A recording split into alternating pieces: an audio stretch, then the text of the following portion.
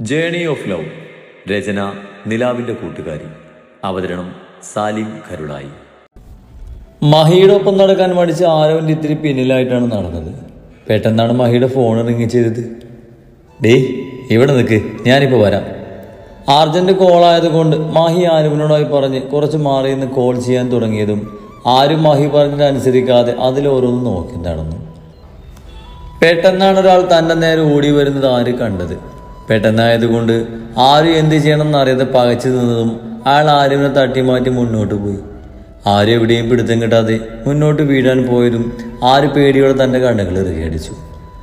തന്നെ ആരോ വീഴാതെ താങ്ങി പിടിച്ചത് കണ്ട് ഞെട്ടി കണ്ണുകൾ തുറന്ന ആരു മിഴിവെട്ടാതെ തന്നെ നോക്കി നിൽക്കുന്ന കുഞ്ഞിച്ചാര കണ്ണുകൾ കണ്ട് സ്വയം മറന്ന ആ കണ്ണുകളിൽ ലയിച്ചു നിന്നു.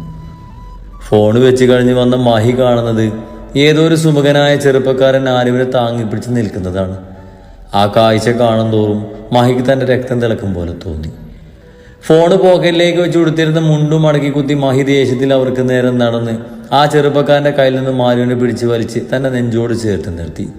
ആ ചെറുപ്പക്കാരനൊന്ന് രൂക്ഷമായി നോക്കി ആരുവിനെ ബലമായി തന്നോട് ചേർത്ത് നിർത്തി മഹി മുന്നോട്ട് നടന്നു. എന്നാലും അയാൾ ആരാകും? കൃത്യസമയത്ത് വന്നതുകൊണ്ട് തനിക്കൊന്നും പറ്റിയില്ല. എന്നാലും ഒരു താങ്ക്സ് പറയാൻ പറ്റിയില്ലല്ലോ. അപ്പോഴേക്ക് ഈ ചെകുത്താൻ പിടിച്ചുകൊണ്ട് വന്നില്ലേ? ആരും മനസ്സിൽ പറഞ്ഞ ദേഷ്യത്തിൽ മഹിയെ നോക്കി എതിർപ്പൊന്നും കാണിക്കാതെ മഹിയുടെ കൂടെ നടന്നു. താറിൻ്റെ അടുത്തെത്തിയതും മഹി ആരുവിനെ ദേഷ്യത്തിൽ ഡ്രൈവിംഗ് സീറ്റിൽ ഇരുത്തി. പിൻസീറ്റിൽ നിന്നും മദ്യക്കുപ്പിയും എടുത്തുകൊണ്ടുവന്ന് ഡ്രൈവിംഗ് സീറ്റിൽ കയറിയിരുന്ന് കയ്യിലുള്ള കുപ്പി പൊട്ടിച്ച് വായിലേക്ക് കമഴ്ത്തിയവൻ. മദ്യത്തിൻ്റെ രൂക്ഷഗന്ധം മൂക്കിലേക്ക് തുളഞ്ഞു കയറിയതും ആരും നെറ്റിച്ചുള്ളിച്ച് ഇഷ്ടക്കേടോടെ മഹിയെ നോക്കി. എന്താടി, നിനക്ക് വേണോ? ആരും നോക്കുന്നത് കണ്ട് മഹി തൻ്റെ കയ്യിലുള്ള മദ്യക്കുപ്പി ആരുവിനെ നീട്ടിക്കൊണ്ട് ചോദിച്ചു. കൊണ്ടുപോയി തന്നെ മാറ്റവൾക്ക് കൊടുക്കൂ, ചെകുത്താനെ. മാഹി പറഞ്ഞത് കേട്ട് ആരും പതിയെ പെറുപെറുത്ത് വെറുപ്പോടെ മഹിയിൽ നിന്ന് നോട്ടം മാറ്റിയതും മാഹി ഒന്ന് പുച്ഛിച്ചുകൊണ്ട് പകുതിയായ മദ്യക്കുപ്പി മാറ്റിവെച്ച് വണ്ടി സ്റ്റാർട്ട് ചെയ്ത് മുന്നോട്ടെടുത്തു. ചെന്ത്രോത്ത് കോവിലകത്തിന് മുന്നിൽ താറ് വന്ന് നിർത്തിയതും ജീവൻ തിരിച്ചു കിട്ടിയ ആശ്വാസത്തിൽ ആര് വേഗം അതിന്നിറങ്ങി. ഇനി എന്നോടുള്ള ദേഷ്യത്തിൽ ഇതെല്ലാം അടുപ്പിൽ കൊണ്ട് ഇടാന്ന് കരുതണ്ട. വാങ്ങിയ സാധനങ്ങളുടെ കവറുകളെല്ലാം വണ്ടിയിൽ നിന്നെടുത്ത് ആരുവിൻ്റെ കയ്യിൽ കൊടുക്കുന്നതിനിടയിൽ മഹി ആരുവിനെ ചോടിപ്പിക്കാനായി പറഞ്ഞു. താ പോടൂ ചെകുത്താനെ, ഞാൻ എൻ്റെ ഇഷ്ടം പോലെ ചെയ്യും. ആരും എൻ്റെ കാര്യം നോക്കാൻ വരണ്ട. മാഹി പറഞ്ഞത് കേട്ട് ആര് ദേഷ്യത്തിൽ പറഞ്ഞു. അങ്ങനെ വല്ലതും ചെയ്താ പൊന്നുമോൾ ഉടുക്കാൻ തുണിയില്ലാതെ ഇതിലും നടക്കേണ്ടി വരും. അത് ഓർത്താ നന്ന്. പിന്നെ നീ അങ്ങനെ നടന്നെന്ന് കരുതി എനിക്ക് പ്രശ്നമൊന്നുമില്ലേ? മഹി മീശത്തുമ്പ് കടിച്ച് ആരുവിനെ നോക്കി വശലം ചിരിയോടെ പറഞ്ഞതും ആരും മഹിയെ നോക്കി കണ്ടിട്ട് കവറുകളുമായി ചവിട്ടിത്തുള്ളി ഉള്ളിലേക്ക് നടന്നു. അയ്യോ കുഞ്ഞെ, എന്നെ വിളിച്ചാ പോരായിരുന്നോ? കവറുകളും പിടിച്ചു വരുന്ന ആരുവിനെ കണ്ട് കോവിലകത്തെ കാര്യസ്ഥനും സൂര്യന്റെ വിശ്വസ്തനും വലങ്കയുമായ നാരായണൻ ആരുവിന്റെ അരികിലേക്ക് ഓടി വന്ന് അവളുടെ കയ്യിലെ കവറുകൾ വാങ്ങാൻ ശ്രമിച്ചുകൊണ്ട് പറഞ്ഞു. വേണ്ട ചേട്ടാ, ഇത് എനിക്ക് എടുക്കാവുന്നേ ഉള്ളൂ. ആരും അയാളെ തടഞ്ഞ് കുഞ്ഞൊരു ചിരിയോട് അതും പറഞ്ഞ് മുന്നോട്ട് നടന്നു. വേണ്ടതെല്ലാം വാങ്ങിയില്ലേ? പുറത്തു പോകാൻ റെഡിയായി ഇറങ്ങി വരുന്ന സൂര്യൻ ആരുവിനെ കണ്ട് ചിരിയോടെ ചോദിച്ചതും അവൾ തിരിച്ച് കുഞ്ഞൊരു ചിരിയോടെ തലയാട്ടി ഉള്ളിലേക്ക് നടന്നു. മഹിയോടുള്ള ദേഷ്യം ആരുവിന് ഇവിടെ ആരോടും ഇല്ലായിരുന്നു. അവരോടൊന്നും ദേഷ്യം കാണിച്ചിട്ട് കാര്യമില്ലെന്ന് അവൾക്ക് അറിയാമായിരുന്നു. ആഹാ, ഇത്ര പെട്ടെന്ന് എത്തിയോ? അങ്ങോട്ട് വന്ന് ഇന്ദു ആരുവിനെ കണ്ട് ചോദിച്ചു. വലിയ തിരക്കൊന്നും ഇല്ലാത്തതുകൊണ്ട് പെട്ടെന്ന് കഴിഞ്ഞു. ആര് കയ്യിലെ കവറുകളെല്ലാം സെറ്റിയിൽ വെച്ചുകൊണ്ട് ഇന്ദുവിനോട് പറഞ്ഞു. എല്ലാം പാകാണോ മോളെ നിനക്ക്? വാങ്ങിയ ഡ്രസ്സ് നോക്കുന്നതിനിടയിൽ ഇന്ദു ചോദിച്ചു. ചിലതൊന്നും പാകല്ല. എന്നാലേ അതൊക്കെ സീതേച്ചിയുടെ കയ്യിൽ കൊടുത്താൽ മതി മോളെ. ചേച്ചി ശരിയാക്കി തന്നോളും. ചേച്ചിക്ക് തയ്യലൊക്കെ അറിയാം. ചേച്ചി ഇപ്പം ഇവിടെ ഇല്ല, വന്നിട്ട് അമ്മ പറഞ്ഞോളാട്ടോ. ഇന്ദു പറഞ്ഞത് കേട്ട് ആര് ശരിയെന്ന രീതിയിൽ തലയാട്ടി. റൂമിലെത്തിയതും ഷേപ്പാകാനുള്ള ഡ്രസ്സെല്ലാം മാറ്റിവെച്ച് ആരും ബാക്കിയുള്ളതെല്ലാം കവറിൽ നിന്നെടുത്ത് ഷെൽഫിലേക്ക് മടക്കി വെക്കുമ്പോഴാണ് കവറിൽ വെച്ചിരിക്കുന്ന തൻ്റെ ബാഗ് ആര് കാണുന്നത്. അന്ന് രാത്രി ആരും രക്ഷപ്പെടാൻ തീരുമാനിച്ചിറങ്ങിയപ്പോൾ കയ്യിൽ കരുതിയ ബാഗായിരുന്നത്. മഹി തന്നെയായിരുന്നു ആരുവിൻ്റെ കയ്യിൽ നിന്നും ആ ബാഗ് വാങ്ങി വെച്ചിരുന്നത്. തിരിച്ച് ആ ബാഗ് തനിക്ക് തന്നെ കിട്ടിയതിൽ ആരുവിന് വല്ലാത്ത സന്തോഷം തോന്നി. ആരുടെ ഡ്രസ്സുകളെല്ലാം ഷെൽഫിലേക്ക് വെച്ച് ബാഗ് തുറന്ന് അതിൽ നിന്നും തൻ്റെ അച്ഛൻ്റെയും അമ്മയുടെയും ഫോട്ടോ എടുത്ത് നിറഞ്ഞ കണ്ണോടെ ഇരുവരെയും ഫോട്ടോയിലൂടെ വിരലൊടിച്ച് ചുംബിച്ച ആ ഫ്രെയിം തൻ്റെ നെഞ്ചോട് ചേർത്തിരുന്നു. തൻ്റെ ഭൂതകാലവും അപ്പോഴുള്ള ജീവിതവും എല്ലാം ആരുവിൻ്റെ മനസ്സിൽ ഓടിയെത്തിയതും അവൾക്ക് വല്ലാത്ത സങ്കടം തോന്നി. ഒപ്പം മഹിയോട് അതിയായ ദേഷ്യവും. താഴെ നിന്നും സീത വിളിക്കുന്നത് കേട്ടതും ആരും നിറഞ്ഞ മിഴികൾ തുടച്ച് ഫോട്ടോ തൻ്റെ ബാഗിലുള്ള സർട്ടിഫിക്കറ്റുകൾക്കൊപ്പം വെച്ച് ആ ബാഗ് ഷെൽഫിൽ ഭദ്രമായി വെച്ച് ഡ്രസ്സുകളെടുത്ത് താഴേക്ക് പോയി. സീത ആരുവിൻ്റെ ഡ്രസ്സെല്ലാം തയ്ക്കാൻ തുടങ്ങിയതും അവർക്കൊരു കമ്പനിക്ക് ആരുവും ഒപ്പം കൂടി. അന്ന് രാത്രിയാകുമ്പോഴും മാറി ഇന്ദുവിന് സീതക്കൊപ്പമായിരുന്നു. ആര്യവിൻ്റെ അടക്കവും ഒതുക്കവുമുള്ള പെരുമാറ്റവും കാരണം സിന്ധുവിനും സീതക്കും അവൾ ഒത്തിരി ഇഷ്ടമായിരുന്നു. രാത്രി അത്താഴം കഴിക്കുമ്പോഴും മഹി വന്നിട്ടില്ലായിരുന്നു. എല്ലാവരുടെയും ഒപ്പം രാത്രി അത്താഴം കഴിക്കുമ്പോഴാണ് ആര്യവിന് രാവിലെ മഹിയൊന്നും കഴിക്കാതെ പോയത് ഓർമ്മ വന്നത്. അവൾക്കെന്തോ വല്ലാത്ത അസ്വസ്ഥത തോന്നി. ഇവിടെയുള്ള ആരും മഹിയെ കഴിക്കാൻ നേരത്തെ കൂടി അന്വേഷിക്കുന്നില്ലെന്ന് കണ്ട് ആര്യവിന് വല്ലാത്ത അത്ഭുതം തോന്നി. മോളെന്താ കഴിക്കാത്തത്? ഭക്ഷണം കഴിക്കാതെ അതിൽ വിരലിട്ട് ഇളക്കിയിരിക്കുന്ന ആര്യവിനെ കണ്ട് ഇന്ദു ചോദിച്ചു. ഒന്നുമില്ല, ഞാൻ ഓരോന്ന് ആലോചിച്ചിരുന്നതാ. ആര് വേഗം പറഞ്ഞു. ആലോചനയൊക്കെ ഭക്ഷണം കഴിച്ചിട്ട് മതി. സൂര്യൻ ചെറു ചിരിയോടെ പറഞ്ഞതും ആര് പിന്നൊന്നും ആലോചിക്കാൻ നിൽക്കാതെ വേഗം ഭക്ഷണം കഴിച്ച് പ്ലേറ്റും എടുത്ത് കിച്ചണിലേക്ക് പോയി. വൈകുന്നേരമായ ജോലിക്ക് നിൽക്കുന്ന ശാന്ത പോകും. അതുകൊണ്ട് തന്നെ ഇന്ദുവിനും സീതക്കൊപ്പം അടുക്കള ഒതുക്കാനൊക്കെ സഹായിച്ചിട്ടാണ് ആര് റൂമിലേക്ക് പോയത്. റൂമിലെത്തിയതും ആര് ഫ്രഷായി ഇറങ്ങിയതും അവൾക്ക് എവിടെ കിടക്കണമെന്ന് കൺഫ്യൂഷനെ തോന്നിയെങ്കിലും കഴിഞ്ഞ ദിവസം സംഭവിച്ചതോർത്ത് അവൾ ബെഡിൽ പോയി കിടന്നു. കിടന്നിട്ടും ഉറക്കം ആരുവിനെ തലോടാതെ വന്നതും ആരു ബെഡിൽ എണീറ്റിരുന്ന് ജനൽവാതിൽ തുറന്ന് പുറത്തിരട്ടിലേക്ക് കണ്ണും നട്ടിരുന്നു. പെട്ടെന്നാണ് ആരുവിൻ്റെ ഉള്ളിലേക്ക് ഇന്ന് മാളിൽ കണ്ട ചെറുപ്പക്കാരൻ്റെ മുഖം ഓർമ്മ വന്നത്. ആരുവിന് ആ കുഞ്ഞിച്ചാര കണ്ണുകൾ തന്നെ കൂടുതൽ ആകർഷിക്കുന്നത് പോലെ തോന്നി. അയാളുടെ ഉള്ളിൽ എന്തോ ഒരു അടുപ്പം തോന്നുന്നത് ആരും അറിഞ്ഞു.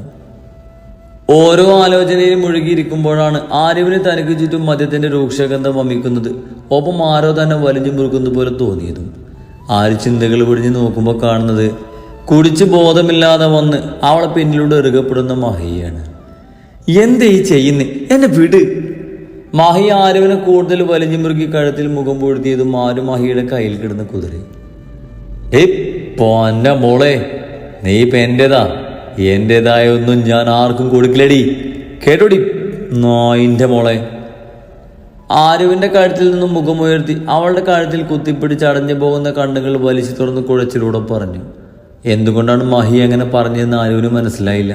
പക്ഷേ രാവിലെ മാളിൽ നടന്ന സംഭവം ആലോചിച്ചായിരുന്നു മഹി അങ്ങനെ പറഞ്ഞത്. ആരുവിന് കാര്യം മനസ്സിലാകുമ്പോഴേക്കും മഹി ആരുവിന്റെ ചുണ്ടുകൾ തൻ്റെ ചുണ്ടുകളാൽ പൊതിഞ്ഞിരുന്നു. മഹിയുടെ ഉമ്മനീരിനോടൊപ്പം മദ്യത്തിന്റെ ചുവ കൂടി അറിഞ്ഞു.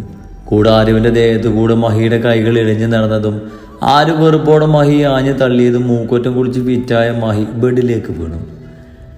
എടീ പന്നെ മോളെ, നീ എന്നെ. ആര് തന്നെ തള്ളിയിട്ട ദേഷ്യത്തിൽ മഹി അവളെ പിടിച്ച് ബെഡിലേക്ക് ഇട്ട് ഒറ്റ കൈ കൊണ്ട് ആരുവിന്റെ രണ്ട് കൈയും കൂട്ടിപ്പിടിച്ച് ആരുവിന്റെ നെഞ്ചിൽ നിന്നും തോപ്പ് വലിച്ചു താഴ്ത്തി. ഡോ എന്റെ കൈ വിട്, എന്ത് വൃത്തികേടാണോ താൻ ഈ കാണിക്കുന്നത്? മഹിയുടെ പെട്ടെന്നുള്ള പ്രവൃത്തിയിൽ പകച്ചു പോയ ആ ഒരു സംയമനം വീണ്ടെടുത്ത് മഹിക്ക് നേരെ ദേഷ്യത്തിൽ ഒച്ച വെച്ചു.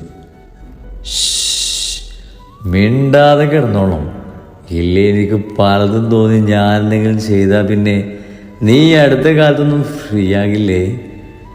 ആരുവിനെ മുഴുവനായി ഒളിഞ്ഞു നോക്കി മാഹി പറഞ്ഞതും ആര് ദേഷ്യം നിയന്ത്രിക്കാനും നമ്മുടെ കണ്ണുകൾ ഇറുകടിച്ച് കിടന്നു. ആരുവിനെ നോക്കി പുച്ഛിച്ച് മഹി ആരുവിനെ വരിഞ്ഞു മുറുക്കി അവളുടെ അർദ്ധനഗ്നമായ മാറിൽ മുഖം പൊഴുത്തി കിടന്നു. ഇതേ സമയം അവൻ ഇന്ന് തന്നെ നെഞ്ചോട് ചേർന്ന് നിൽക്കുന്ന ആരുവിനെ ഓർത്ത് കിടക്കുകയായിരുന്നു. അവളുടെ പേടിച്ചിരണ്ട മുഖവും വിറക്കുന്ന അധരങ്ങളുമെല്ലാം മനസ്സിൽ തെളിഞ്ഞു വന്നതും അവൻ്റെ അധരങ്ങളിൽ മനോഹരമായൊരു പുഞ്ചിരി വിരിഞ്ഞു. ദേ ജയേട്ടാ, എന്നെ കൊണ്ടൊന്നും പറ്റില്ലേ? സീറ്റൗട്ടിൽ പത്രം വായിച്ചിരിക്കുന്ന ജയനരികിൽ വന്നിരുന്നു കൊണ്ട് മാലതി മുശ്ചിലോട് പറഞ്ഞു. ആ എന്തു പറ്റി? പത്രത്തിൽ നിന്നും കണ്ണു മാറ്റി അവരെ നോക്കി ജയൻ ചോദിച്ചു. ഇപ്പം ഈ വീട്ടിലെ സകല ജോലി ഞാനൊരാൾ ഒറ്റയ്ക്ക് ചെയ്യണം. ആ ദേവു വയറ്റിലൊരു കൊച്ചുള്ള പേരും പറഞ്ഞ് ഒരു വക ജോലിയും ചെയ്യില്ല. അവൾക്ക് വയ്യാത്തോണ്ടാകും, ജയൻ അലസമായി പറഞ്ഞു. പിന്നെ ഞാൻ 2 പെറ്റതാ. ആ ആരുചി അവളെ കെട്ടിച്ച് വിടാണ്ടായിരുന്നു. അവളുണ്ടെങ്കിൽ എനിക്കിപ്പോൾ ഈ ജോലിയൊന്നും ചെയ്യേണ്ടി വരില്ലായിരുന്നു. മാലതി നിരാശയും അമർഷവും സഹിക്കവയ്യാതെ ജയനോട് പറഞ്ഞു. നിന്നോട് ഞാൻ പറഞ്ഞതല്ലേ ആ പെണ്ണിനെ ഇപ്പൊ കെട്ടിച്ച് വിടണ്ടെന്ന്. നീയും ശ്രേയല്ലായിരുന്നു അവളെ കെട്ടിച്ച് വിടണമെന്ന് വാശി പിടിച്ചത്. ആര് തന്നെ കൈവിട്ട് പോയത് ആലോചിച്ച് പൊട്ടി വന്ന അമർഷം മടക്കിക്കൊണ്ട് അയാൾ പറഞ്ഞു. അന്ന് ഞാൻ ഇങ്ങനെയൊന്നും ചിന്തിച്ചില്ല. എന്നാൽ അവളുടെ ആ യോഗം ഇപ്പൊ ചന്ദ്രോത്ത് കോവിലത്തെ മരുമകളല്ലേ അവള്? എല്ലാം നിങ്ങളുടെ കുഴപ്പാ. ആ ചെക്കൻ പണം നിന്നപ്പോ കൈ നീട്ടി വാങ്ങി അവനെ കുറിച്ച് അന്വേഷിക്കാതെ എല്ലാം ഉറപ്പിച്ചു. ഇപ്പൊ നമ്മളുടെ മകളേക്കാൾ മുന്നിലാണ് അവള്. ആര്യവിനെ കുറിച്ച് ആലോചിച്ച് പൊട്ടി വന്ന് ദേഷ്യം നിയന്ത്രിച്ച് ജയനെ കുറ്റപ്പെടുത്തിക്കൊണ്ട് പറഞ്ഞു. ആ ഇനി എന്നെ പഠിച്ചാരിക്കോ. പണം കണ്ടപ്പോൾ നിന്റെ ആർത്തി എനിക്ക് ഓർമ്മയുണ്ടടി. ജയൻ പറഞ്ഞത് കേട്ട് മാലതി ചൂളിപ്പോയി. നിനക്കറിയോ, ആ കോവിലകവും അത് നിൽക്കുന്ന പറമ്പ് വിറ്റ കോടികളാ കിട്ടുക. ആ ഏതായാലും ആര്യവിന് ഇത്രയും കാലം നോക്കിയ കണക്ക് പറഞ്ഞ് നമുക്ക് അവിടെ ഇത്തിരി ക്യാഷ് ചോദിച്ചു നോക്കാം. അവൾ ആ ചെക്കനോട് പറഞ്ഞ് വാങ്ങി തന്നാലോ? ജയനുള്ളിൽ പലതും കണക്ക് കൂട്ടിക്കൊണ്ട് മാലതിയോട് പറഞ്ഞു. അതിനവൾ അനുസരിക്കോ? നമ്മളോടൊക്കെ ദേഷ്യമാകും. മാലതി ജയനോട് പറഞ്ഞു. ഇന്ന് ശ്രേയും ദത്തനും വരില്ലേ? കൂട്ടത്തിൽ ഞാൻ ആ ചെക്കനോട് ആര്യവിനെയും കൂട്ടി വരാൻ പറഞ്ഞിട്ടുണ്ട്. അവര് വരുമോ? അറിയില്ല, നോക്കാന്നാ പറഞ്ഞത്. അവനാണെങ്കിൽ ആരെയും കൂസാത്ത ഒരു പ്രകൃതക്കാരനാ. വരുവാണെങ്കിൽ ഇനി അവരോട് നമ്മുടെ കാര്യം കാണുന്നവരെ നല്ല രീതിയിൽ തന്നെ പെരുമാറണം. പിന്നെ പണം ചോദിച്ച് വാങ്ങിയെടുക്കാനുള്ള വഴിക്ക് എനിക്കറിയാം. ജയൻ പറഞ്ഞു. എന്ത് വഴി? ജയൻ പറഞ്ഞത് കേട്ട് മാലതി സംശയത്തിൽ ചോദിച്ചതും ജയൻ തൻ്റെ മനസ്സിലുള്ള പ്ലാൻ മാലതിയോട് പറഞ്ഞതും അയാൾ പറഞ്ഞത് കേട്ട് അവിടെ മുഖം വിട്ടുന്നു.